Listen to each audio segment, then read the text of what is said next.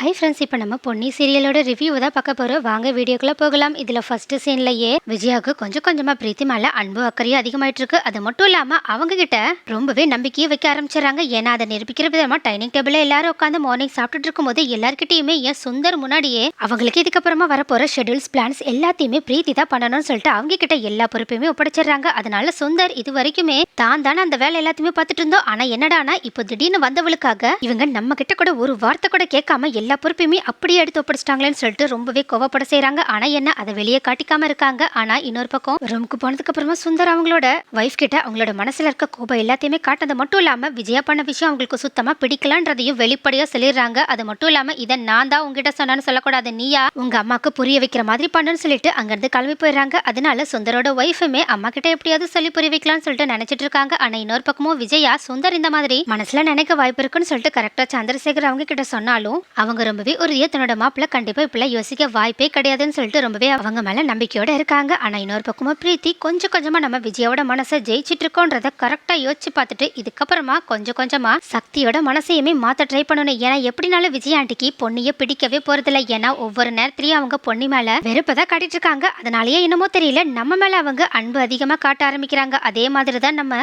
சக்தியுமே மாத்தி ஆகணும். ஏன்னா சக்திக்கு ஒருவேளை பொண்ணு மேல வெறுப்பு வந்துருச்சுன்னா கண்டிப்பா சக்தி பக்கத்துல இருக்க ஏன் மேல அவனுக்கு அன்பு வர வாய்ப்பு இருக்குன்னு சொல்லிட்டு யோசிச்சு பார்த்துட்டு அதுக்கான வேலைகளை சீக்கிரமா ஆரம்பிக்கணும்னு சொல்லிட்டு மைண்டுக்குள்ள கால்குலேட் பண்ணிட்டு இருக்காங்க. அது மட்டும் இல்லாம சக்திக்கு இப்போ மனசுக்குள்ள பொண்ணி ரொம்ப அப்பாவி நல்லவன்னு நிறைய சாஃப்ட் கார்னர்ஸ் இருக்கு. முதல்ல அதை நம்ம உடைச்சாகணும்னு சொல்லிட்டு யோசிச்சுட்டு இருக்காங்க. ஆனா இன்னொரு பக்கமும் சக்தி பொண்ணுகிட்ட உனக்கு யாரு மூலியமா பாட்டு கத்துக்கணும்னு ஆசை இருக்குன்னு சொல்லி கேட்கும்போது பொண்ணியும் அவங்களோட மனசுல இருக்க ரொம்ப நாள் விருப்பமான அவங்களோட அத்தையான விஜயா கிட்ட தான் கத்துக்கணும்னு சொல்லிட்டு ஆசைப்படுற விஷயத்த சொல்றாங்க. உடனே இதை கேட்ட சக்தி பொண்ணுகிட்ட எப்படியாவது நான் அம்மா கிட்ட சம்மதம் வாங்கி உனக்கு அம்மா பாட்டு சொல்லி தர மாதிரி பண்ணியே தீர்வன்னு சொல்லிட்டு ஒரு முடிவுக்கு வராங்க. ஆனா இதை கிட்ட பொண்ணையோ பயத்தோட இல்ல, கண்டிப்பா அத்தை எனக்குலாம் பாட்டு சொல்லி தர மாட்டாங்க, அவங்களுக்கு ஏற்கனவே என்ன பிடிக்கல, நீங்க ஒருவேளை இதை போய் கேட்டீங்கன்னா கண்டிப்பா அவங்க என் மேல மட்டும் இல்ல உங்க மேலேயும் தான் வருத்தப்படுவாங்க. அதனால எனக்காக தயவு செஞ்சு நீங்க அத்தை கிட்ட கெட்ட பேர்ல வாங்காதீங்க, அது எனக்கு ரொம்பவே கஷ்டமா இருக்குன்னு சொல்லிட்டு இருக்காங்க. ஆனா சக்தியோ ரொம்பவே அசால்ட்டா பொண்ணுகிட்ட நீ சும்மா சும்மா எல்லாத்துக்கும் பயந்துட்டு இருக்க, கண்டிப்பா நீ வேணா பாரு, அம்மா நான் சொன்னா உனக்கு கண்டிப்பா பாட்டு சொல்லி தருவாங்க, அது மட்டும் இல்லாம உனக்கு திறமை இருக்கு, அது அம்மாக்கே நல்லா தெரியும், சோ நீ எதை பத்தியும் கவலைப்படாம இரு, நான் எல்லாத்தையுமே பாத்துக்கிறேன்னு சொல்லிட்டு இருக்காங்க. ஆனா பொண்ணியோ கண்டிப்பா ஜெயாத்தை இதுக்கு ஒத்துக்க மாட்டாங்கன்னு சொல்லிட்டு ரொம்பவே பயத்தோட தான் இருக்காங்க. ஆனா இப்படி இவங்க ரெண்டு பேருமே பேசிட்டு இருக்கத கரெக்டா அந்த பக்கமா போன பிரீத்தி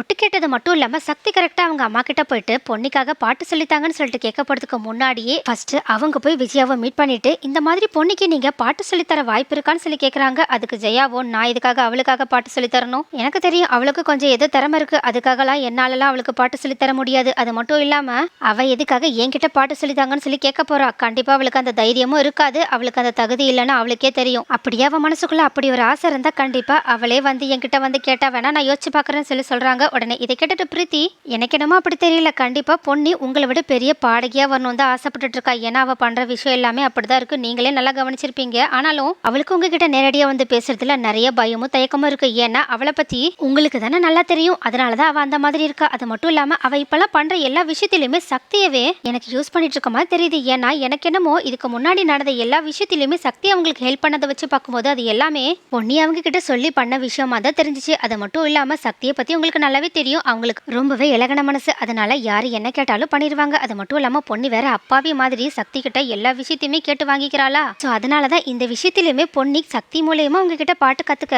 முயற்சி பண்ணுவாளோன்னு எனக்கு தோணுது, ஆனாலும் அது ரொம்பவே தப்பான விஷயம் இல்ல, அதனாலதான் ஏதோ என் மனசுல ஒருத்திக்கிட்டே இருந்த விஷயத்த உங்ககிட்ட வந்து கிளியர் பண்ணிக்கலாம்னு தோணுச்சு, அதனாலதான் உங்ககிட்ட அதை பத்தி பேசுறதுக்காக வந்தேன், ஏன்னா அந்த பொண்ணுக்கு உங்களோட பாட்டுனா ரொம்பவே பிடிக்கும்னு எல்லாருக்குமே தெரியும், அதுக்கும் மேல அவ உங்களை விட பெரிய பாடகியா வரணும்னு நினைச்சிட்டு இருக்கா, அது மட்டும் இல்லாம உங்க கூடயே போட்டி போகணும்னு கூட ஆசைப்பட்டு இருக்கா, அது எல்லாத்தையுமே அவளே கூட என்கிட்ட சொன்னா, ஆனா நான் அதை அப்ப அவ பேசும்போது உங்க மேல அவ இருக்க பாசத்தாலதான் அப்படி சொல்றேன்னு நினைச்சேன், ஆனா என்ன இப்ப நடக்கிறது எல்லாத்தையுமே யோசிச்சு பார்க்கும்போது அவ என்னமோ உங்க மேல இருக்க புகழ் எல்லாமே முழுசா அவளுக்கு கிடைக்கணும்னு சொல்லிட்டு நினைச்சிட்டு இருக்க மாதிரி தான் தோணுது, ஏன்னா அவ பண்றது எல்லா விஷயமே அப்படிதான் இருக்கு, அது மட்டும் இல்லாம சக்தியுமே கொஞ்சம் கொஞ்சமா அந்த பொண்ணி பக்கம் போற மாதிரி தெரியுது, ஏன்னா பொண்ணியோட பேச்சு நடவடிக்கை எல்லாமே எனக்கு அப்படிதான் தோண வைக்குது, அதனாலதான் உங்ககிட்டயுமே நான் என் மனசுல இருக்கிறத சொல்லலாம்னு சொல்லிட்டு தான் வந்தேன்னு சொல்றாங்க. உடனே இது கேட்ட விஜயாவும் யாரு என்ன பண்ணாலும் என்ன என் பையன் கிட்ட இருந்து யாராலும் பிரிக்க முடியாது, அது மட்டும் இல்லாம யாரு வந்து கேட்டாலும் ஏன் சக்தியே வந்து என்கிட்ட கேட்டாலும் என்னாலலாம் அந்த பொண்ணுக்கு பாட்டு கத்துக் கொடுக்க முடியாது, அது மட்டும் இல்லாம நீ என்னோட ஷெட்யூல என்ன பண்ணணும் மட்டும் பாரு, மத்த வேலையெல்லாம் நான் பாத்துக்கிறேன் அப்படின்னு சொல்லிட்டு அவங்கள அங்க இருந்து அனுப்பி விட்டுறாங்க. அதுக்கப்புறமா வெளியே போன பிரீத்தியுமே பரவாயில்ல விஜயாத்த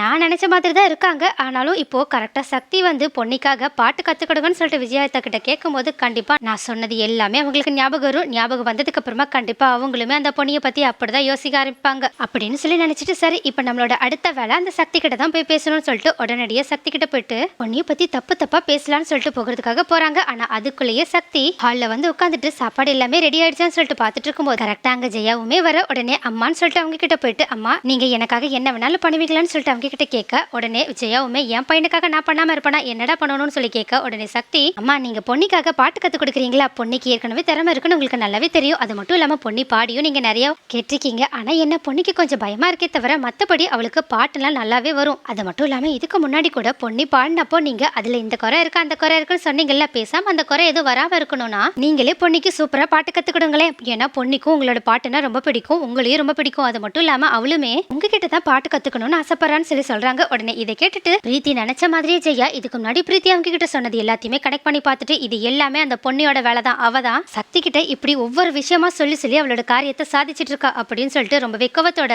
எல்லார் முன்னாடியுமே இதுக்கப்புறமா அந்த பொண்ணிக்காக என்கிட்ட வந்து பேசினா அப்புறம் நான் என்ன பண்ணுவேன்னு எனக்கே தெரியாது, அவளுக்கு தேவைன்னா அவ தான் வந்து கேட்கணும். அது மட்டும் இல்லாம நீ எப்படி நான் போய் அவளுக்கு பாட்டு கத்து கொடுப்பேன்னு யோசிச்சு பார்த்தா, ஏன்னா அவளுக்கு பாட்டு கத்துக்க தகுதியே கிடையாது, அவளுக்கு என்னால பாட்டு சொல்லி தரவே முடியாதுன்னு சொல்லிட்டு கரெக்டா அங்க நின்னுட்டு இருக்க பொண்ணியை பார்த்து, என்ன பொண்ணி உனக்கு எப்படியாவது இந்த வீட்டுல என்னோட ஸ்தானத்துக்கு வரணும்ன்ற பேராசை வந்துருச்சா என்ன, அப்படி மட்டும் வந்துடவே கூடாது, வந்துச்சு அப்புறம் நான் என்ன பண்ணுவேன்னு எனக்கே தெரியாது அப்படின்னு சொல்லிட்டு அங்க இருந்து ரொம்பவே கோவமா கிளம்பி போகும்போது சக்தியோ அவங்க அம்மாவை தடுத்து நிறுத்திட்டு அவங்க கிட்ட பேசுறதுக்காக போறாங்க. ஆனா பிரீத்தியோ சக்தியை தடுத்து நிறுத்திட்டு, சக்தி உங்ககிட்ட நான் கொஞ்சம் தனியா பேசணும்னு சொல்லிட்டு கூப்பிடுறாங்க. உடனே சக்தியோ நான் அப்புறமா பேசுறேன், நான் இப்போதைக்கு அம்மா கிட்ட தான் போய் பேசணும், ஏன்னா அம்மா பொண்ணியை பத்தி ரொம்பவே தப்பா யோசிச்சுட்டு இருக்காங்க அப்படின்னு சொல்றாங்க. உடனே பிரீத்தியோ நான் இப்போ பொண்ணியை பத்தி தான் உங்ககிட்ட பேச போறேன், அதனால நீ எனக்கு ஒரு 5 நிமிஷம் டைம் கொடு, அதுக்கப்புறமா நீ எங்க வேணாலும் போய் பேசிக்கோ அப்படின்னு சொல்லிட்டு கொஞ்ச நேரம் தனியா கூப்பிட்டு பேசுறதுக்காக சக்தியை கூப்பிட்டு போறாங்க. சக்தியுமே பிரீத்தி அப்படி என்னதான் சொல்ல போறாங்கன்னு சொல்லிட்டு அவங்க பின்னாடியே போயிட்டு அவங்களோட பேச்சு கேட்கறதுக்காக என்னன்னு சொல்லி கேட்க உடனே பிரீத்தியுமே ஃபர்ஸ்ட் ரொம்பவே சென்டிமெண்டா, நீ எதுக்காக சக்தி இப்படி மாறிட்ட, உனக்கு இப்பெல்லாம் எப்ப பார்த்தாலும் பொண்ணி மட்டும் தான் கணக்கு தெரியறாளா,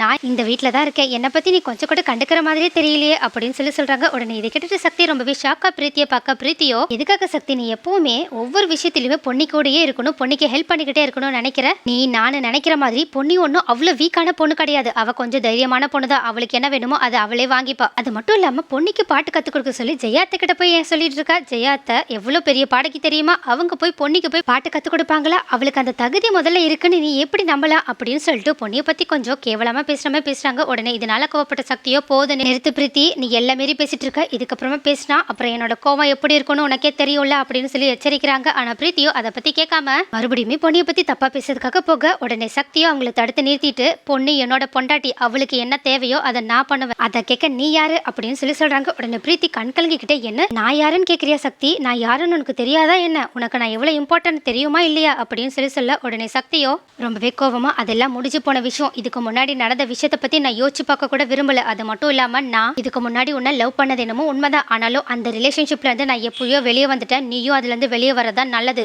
அது மட்டும் இல்லாம பொண்ணுக்கு திறமை இல்லைன்னு நீ எப்படி யோசிக்கலாம், எனக்கு தெரியும் பொண்ணுக்கு எவ்வளவு திறமை இருக்கு, அவ எவ்வளவு வர்த்துன்னு, நீ வேணா பாரு, ஒரு நாள் இல்லைன்னா ஒரு நாள் அவ பெரிய பாடகியா வரதா போறா, உங்க எல்லார் வாயையும் அடைக்கதான் போறா, அது வரைக்கும் நான் பொண்ணுக்கு துணையா ஒரு ஃப்ரெண்டா ஒரு புருஷனா அவ கூடயே இருப்பேன் அப்படின்னு சொல்லிட்டு, நீ என்னோட ஆஃபீஸ்ல வேலை செய்யற ஒரு ஸ்டாஃப் மட்டும் தான், அது மட்டும் இல்லாம இங்க நீ ஒரு கெஸ்டா தான் தங்கியிருக்க, அதனால உன்னோட தகுதி என்னன்னு பார்த்து அந்த இடத்துல இருந்துக்கோ, இதுக்கப்புறமாவும் என்னோட பர்சனல் லைஃப்குள்ள நீ தலையெடுத்தாவல்ல அப்படின்னு சொல்லிட்டு ரொம்பவே கோவமா அங்கிருந்து கிளம்பி போயிடுறாங்க. அப்போ சக்தி இப்படி தாங்கிட்ட பேசுவாங்கன்னு சொல்லிட்டு கொஞ்சம் கூட எதிர்பார்க்காத பிரீத்தியோ கஷ்டப்பட்டு கண்ணை விட்டு அழுதாலும் மனசுக்குள்ளேயே இது எல்லாத்துக்குமே காரணம் அந்த பொண்ணு தான், அந்த பொண்ணு தான் என்னோட சக்தியை இப்படி மாத்திட்டா, அவளை நான் கண்டிப்பா சும்மாவே விட மாட்டேன், அவ எப்படிப்பட்டவன்றத சக்திக்கு நான் நிரூபிச்சு எப்படியாவது என் சக்தியை என்கிட்ட நான் வர வச்சே தீர்வேன்னு சொல்லிட்டு செம்ம வில்லத்தனத்தோட பேசிட்டு இருக்காங்க. நெக்ஸ்ட் என்ன நடக்கும், பிரீத்தி எப்பதான் பொண்ணியோட நல்ல மனசை புரிஞ்சுக்க போறாங்க. அது மட்டும் இல்லாம பிரீத்தி இந்த மாதிரி ஒரு கெட்ட எண்ணத்துல தான் ஜெயாவோட வீட்டுல தங்கி இருக்காங்கன்ற விஷயம் எல்லாருக்குமே எப்பதான் தெரிய வரும். அதுக்கும் மேல ஜெயா எப்பதான் பொண்ணிய பத்தி நல்லா புரிஞ்சுக்க போறாங்க, அடுத்து என்னதான் நடக்க போகுதுன்றத அடுத்த வீடியோல பார்க்கலாம்.